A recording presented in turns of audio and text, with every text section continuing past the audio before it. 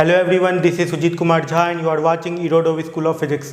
In this video, I am going to discuss about question number 28 of IE Irodov. और इस question में देख लेते हैं ऑथर क्या कहना चाहते हैं.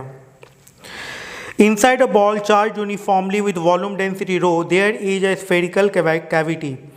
The center of cavity is displaced with respect to the center of the ball by a distance a. Find the field strength E inside the cavity, assuming the permittivity equal to unity. Okay. अब एक uniformly charge sphere है जिसका volume charge density का value दिया हुआ है और उस स्फीयर के अंदर एक कैविटी बना हुआ है. उस कैविटी के इनसाइड, उस कैविटी के अंदर इलेक्ट्रिक फील्ड कैलकुलेट करना है. ठीक है, देखिए जैसे ये मान लेते हैं कि ये स्फीयर है, इसका वॉल्यूम चार्ज डेंसिटी रो है और आर डिस्टेंस पे आपको इलेक्ट्रिक फील्ड का वैल्यू कैलकुलेट करना है इनसाइड द स्फीयर. तो ऐसे केस में क्या करेंगे, सबसे पहले आपको चार्ज इनसाइड कितना होगा, इनक्लोज्ड होगा इस गॉसियन सरफेस के अंदर, ये कैलकुलेट करना होगा. तो चार्ज कितना इनक्लोज्ड हो जाएगा, चार्ज जो इनक्लोज्ड होगा ये volume charge density into volume, ये इनक्लोज्ड हो जाएगा. अब इस इक्वेशन से आप electric field inside the sphere calculate कर सकते हैं. तो इलेक्ट्रिक फील्ड का वैल्यू कितने के बराबर आ जाएगा, E dot D S equal to Q inside by epsilon naught according to Gauss law. E into D S का इंटीग्रेशन कितने के बराबर आ जाएगा, 4 पाई आर स्क्वायर. क्लोज इंटीग्रेशन है, सरफेस इंटीग्रेशन करना है, तो 4 पाई आर स्क्वायर. और क्यू इनसाइड का वैल्यू हम लोगों ने ऑलरेडी कैलकुलेट किया हुआ है, rho into 4/3 pi R cube by epsilon naught. 4 pi cancel out हो गया, आर स्क्वायर से आर क्यूब कैंसिल आउट हो गया, तो ई का वैल्यू आ गया rho epsilon naught into R. This is the equation of electric field. ठीक है, और ये जो होगा वेक्टोरिकली आप ऐसे लिख सकते हैं इसको. अब एक चीज समझिए, सेंटर पे इलेक्ट्रिक फील्ड का वैल्यू कितने के बराबर होगा, 0 के बराबर. ठीक है, तो ये एक स्फीयर है, पॉजिटिव चार्ज स्फीयर है. मान लेते हैं कि ये पॉजिटिव चार्ज स्फीयर है. इसके अंदर यदि एक नेगेटिव चार्ज को प्लेस कर दिया जाए तो ये वाला जो पोर्शन है ये न्यूट्रल हो जाएगा.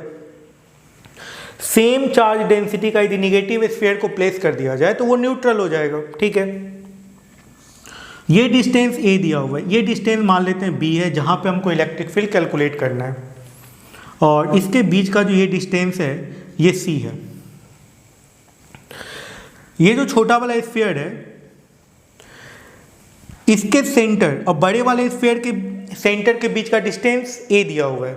ओके, और छोटे वाले स्फीयर के डिस्टेंस बी पे इलेक्ट्रिक फील्ड कैलकुलेट करना है, और बड़े वाले स्फीयर से वो पॉइंट P जो है C डिस्टेंस पर है.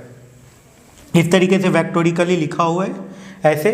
तो vectorically vector A, vector B, vector C. तो यहाँ से vector A plus vector B equals to क्या आ जाएगा, वेक्टर C, ये आ जाएगा. और पॉजिटिव स्फीयर के लिए पॉइंट C पे इलेक्ट्रिक फील्ड का वैल्यू कितने के बराबर आएगा, तो वो E1 लिख देते हैं या पॉजिटिव E प्लस लिख देते हैं. ओके, तो ये आ जाएगा rho epsilon naught into C vector. ठीक है, और ये निगेटिव स्फीयर के लिए कितने डिस्टेंस पे, B डिस्टेंस पे, तो E माइनस के लिए हो जाएगा rho epsilon naught into B vector. लेकिन ये निगेटिव चार्ज के कारण है तो माइनस में होगा. तो यहाँ से जो नेट इलेक्ट्रिक फील्ड होगा इन दोनों के समेशन के बराबर होगा. तो नेट इलेक्ट्रिक फील्ड का वैल्यू कितने के बराबर हम लोग लिखेंगे, E plus vector plus E minus vector.